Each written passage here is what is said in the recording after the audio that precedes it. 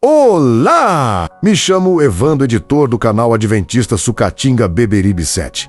E é uma felicidade em ter você aqui no canal conosco, estudando a lição, deixando o seu joinha, comentando e compartilhando, que é de grande importância para o crescimento do mesmo. Pois assim, assistindo os nossos estudos, compartilhando, deixando o seu joinha, deixando o seu comentário, o nosso canal terá mais engajamento nas redes sociais e alcançará cada vez mais pessoas no YouTube, para a honra e glória do Senhor. Maranata! Como já me apresentei anteriormente, me chamo Evandro e vamos mais uma lição desse dia? Vamos lá então, pegue sua Bíblia e sua lição da Escola Sabatina Adulto e vamos estudar com a gente aqui em nosso canal Adventista Sucatinga Beberibe 7 no YouTube. Bom estudo! Já ia esquecendo. Se você caiu nesse vídeo de paraquedas aleatoriamente e ainda não está inscrito aqui no canal, se inscrever-se é só clicar na palavra inscreva-se, tá?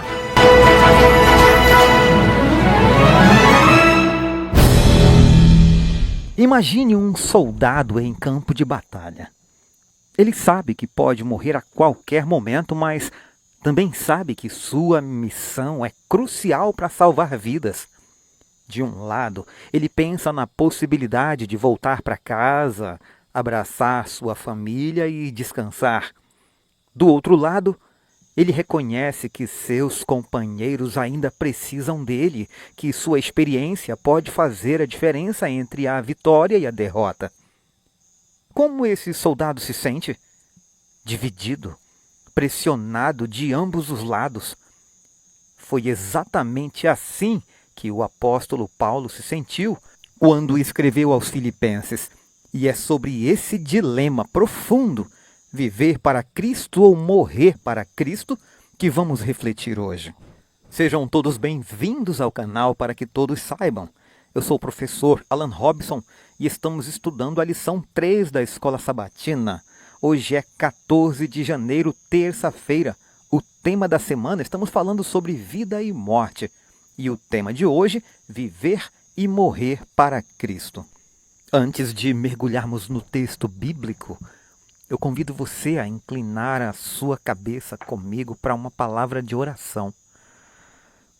Querido Pai Celestial, ao estudarmos hoje sobre o dilema de Paulo entre viver e morrer, nós pedimos que o Senhor nos ajude a compreender o verdadeiro sentido da vida cristã, Senhor.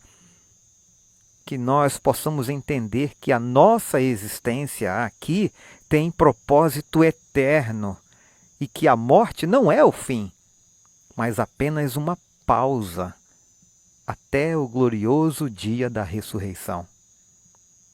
Ensina-nos a viver cada dia com o propósito e a enfrentar a morte sem medo. Olha com amor, com misericórdia para os pedidos deixados nos comentários e que a Tua palavra ilumine a nossa mente e fortaleça a nossa fé. Em nome de Jesus, amém. Acompanhe comigo agora a música de memorização do verso áureo da semana.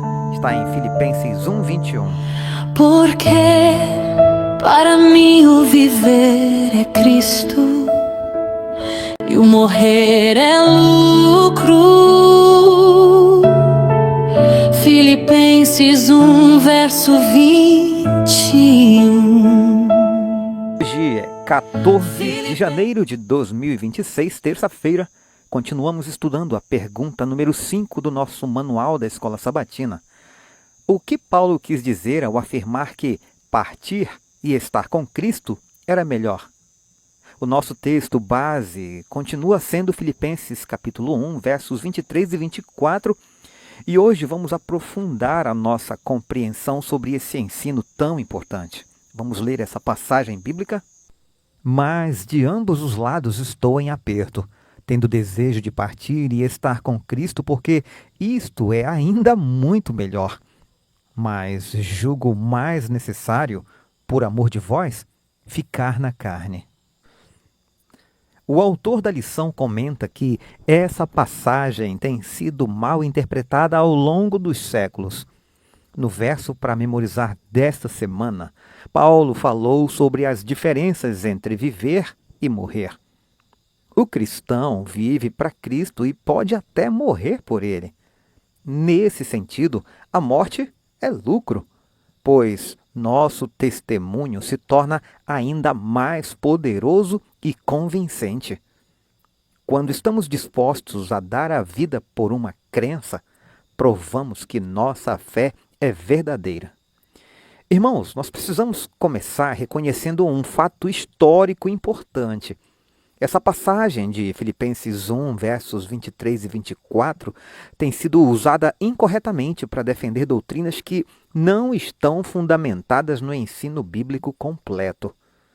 Muitos têm lido essas palavras de Paulo e concluído apressadamente que ele estava ensinando que, ao morrer, vamos imediatamente para o céu. Mas essa interpretação ignora o contexto da passagem e contradiz o restante do ensino bíblico.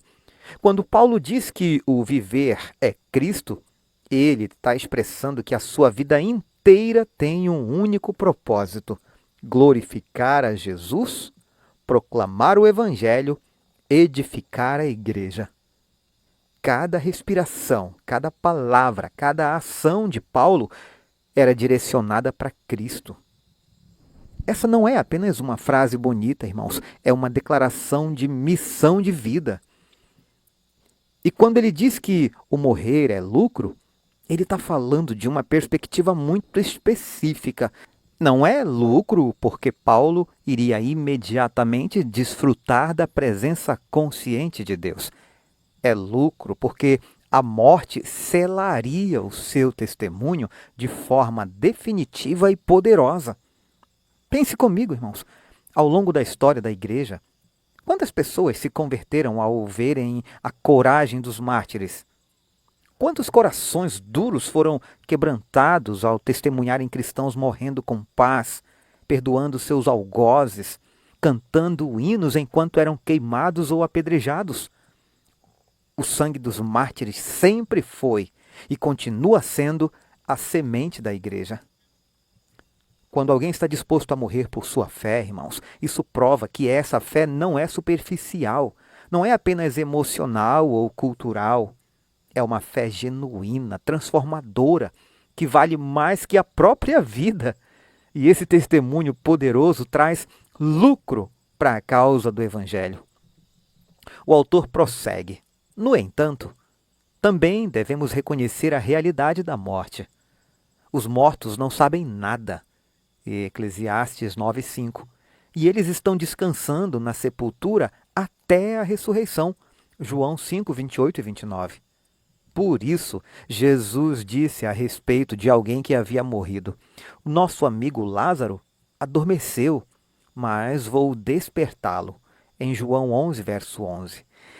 Aqui está o fundamento bíblico que esclarece toda essa discussão sobre a morte, irmãos. A Bíblia não deixa espaço para especulações ou filosofias humanas quando se trata do estado dos mortos. A palavra de Deus é clara e direta. Eclesiastes 9, verso 5 declara sem rodeios: os mortos não sabem nada.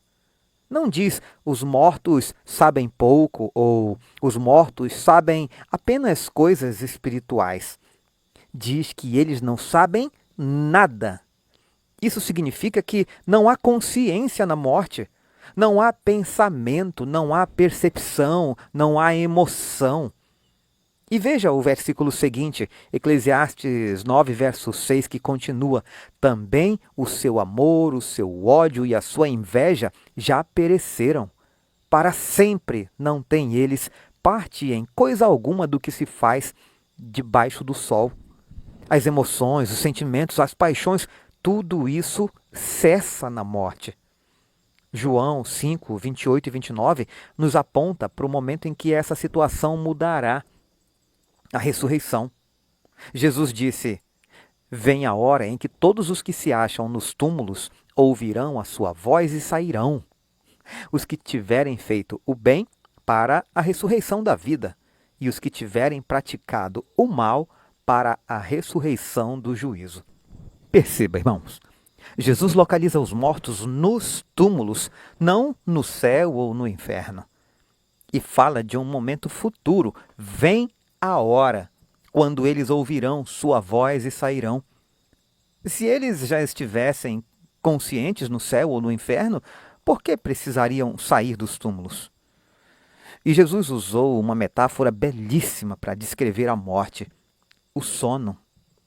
Quando ele disse, nosso amigo Lázaro adormeceu, estava ensinando que a morte é como um sono profundo, sem sonhos, sem consciência. E assim como acordamos de um sono natural, Jesus nos despertará do sono da morte.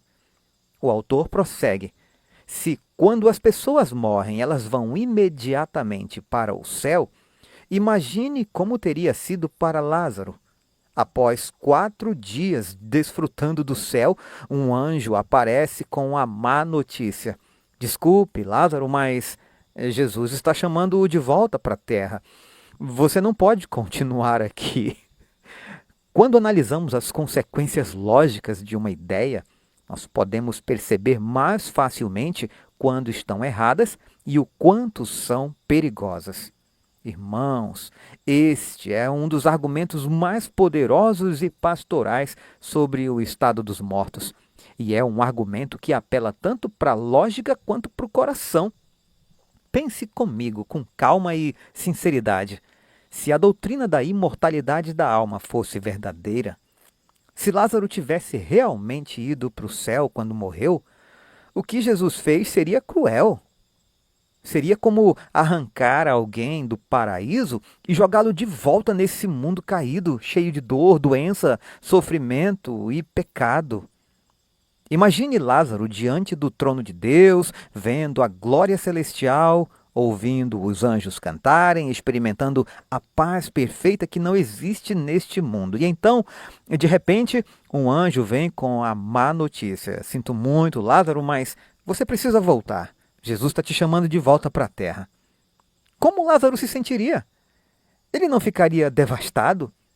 Não seria uma tortura emocional e espiritual ser arrancado da presença de Deus para retornar a um corpo mortal, a um mundo de pecado, sabendo que teria que passar novamente pelo processo da morte?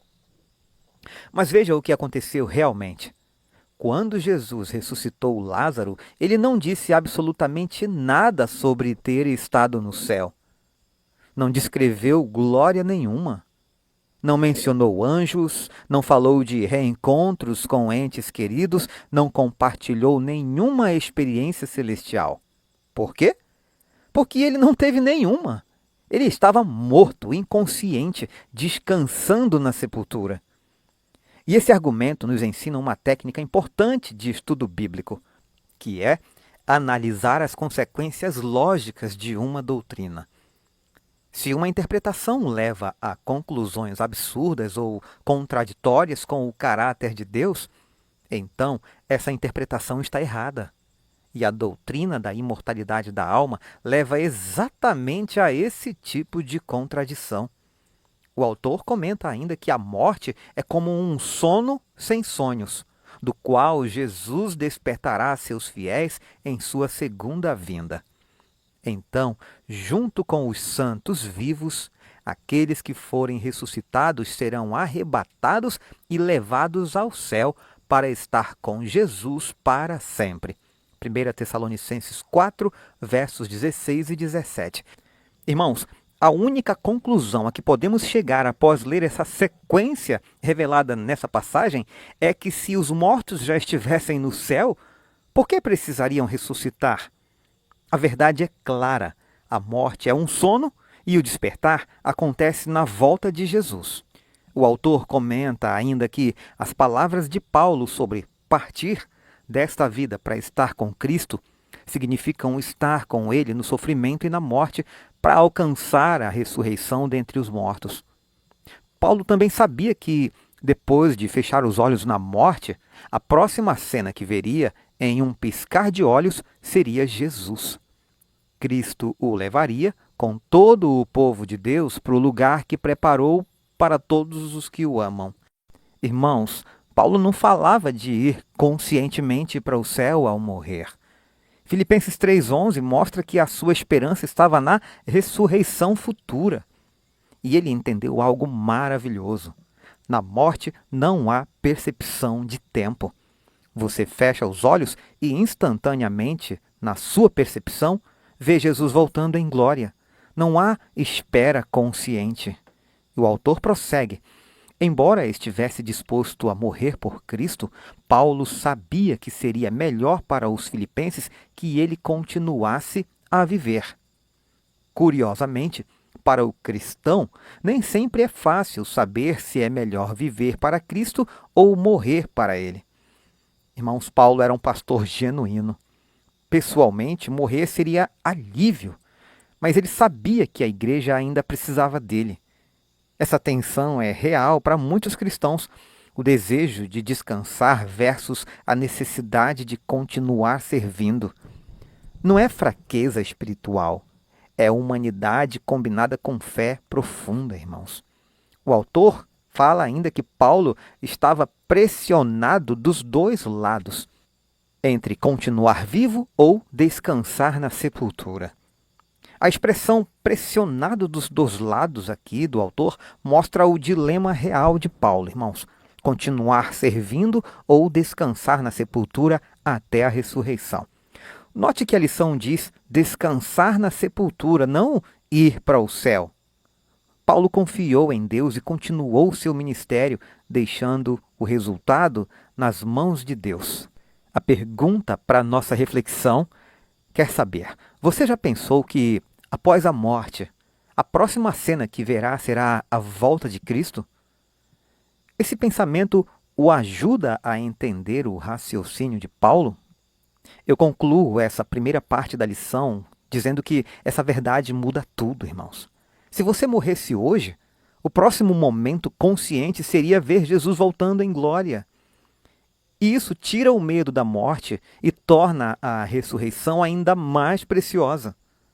A nossa esperança não está em almas imortais, mas na promessa de Jesus de que ele voltará, nos ressuscitará e nos levará para estar com ele eternamente.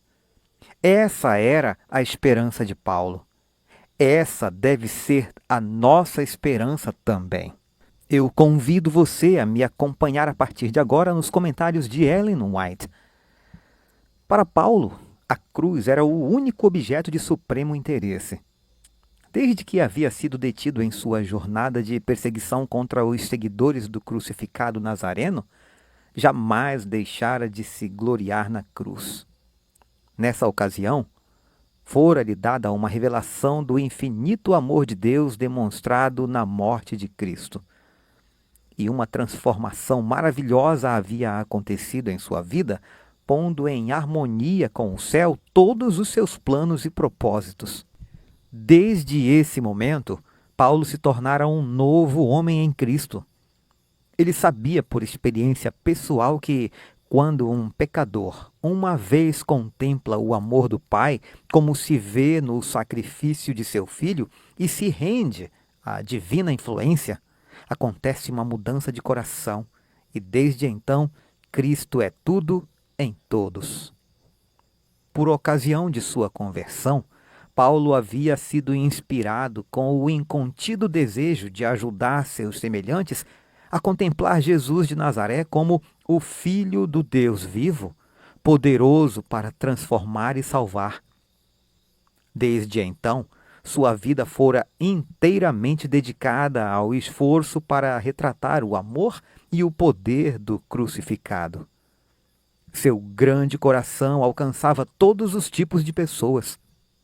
Sou devedor, declarou, tanto a gregos como a bárbaros, tanto a sábios como a ignorantes. Romanos 1,14. O amor para com o Senhor da glória, a quem tão implacavelmente havia perseguido na pessoa dos seus santos, era o princípio que atuava em sua conduta, o motivo que o impulsionava. Quando o seu fervor no caminho do dever diminuía, um olhar para a cruz e para o amor admirável ali revelado era suficiente para fortalecer sua mente e motivá-lo a prosseguir na estrada da abnegação. No poder do Espírito, Paulo relatou a história de sua própria conversão miraculosa e de sua confiança nas Escrituras do Antigo Testamento.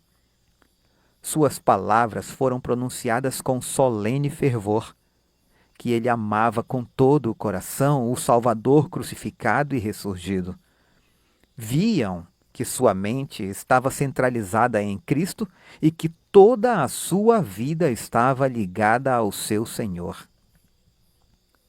Paulo reconheceu que sua capacidade não estava em si mesmo, mas na presença do Espírito Santo, cuja benigna influência enchia seu coração, sujeitando cada pensamento a Cristo. Ele falava de si como alguém que levava sempre no corpo o morrer de Jesus, para que também a vida dele se manifeste em nosso corpo. 2 Coríntios 4:10. Cristo era a figura central nos ensinos do apóstolo. Ele declarou: já não sou eu quem vive, mas Cristo vive em mim. Gálatas 2, verso 20. O eu havia sido apagado e Cristo revelado e exaltado. Exaltai-o, 20 de agosto. Meus irmãos, a morte não é o fim, é apenas uma pausa. Para quem vive em Cristo, morrer é adormecer em paz e o despertar será glorioso. Que essa verdade tire seus medos e fortaleça a sua esperança. Viva cada dia sabendo que o melhor ainda está por vir. Deixe o seu like se esse estudo te abençoou, compartilhe, se inscreva, ative o sininho e deixe o seu pedido de oração nos comentários. Que Deus abençoe você. Até amanhã. Fiquem todos na paz do Senhor.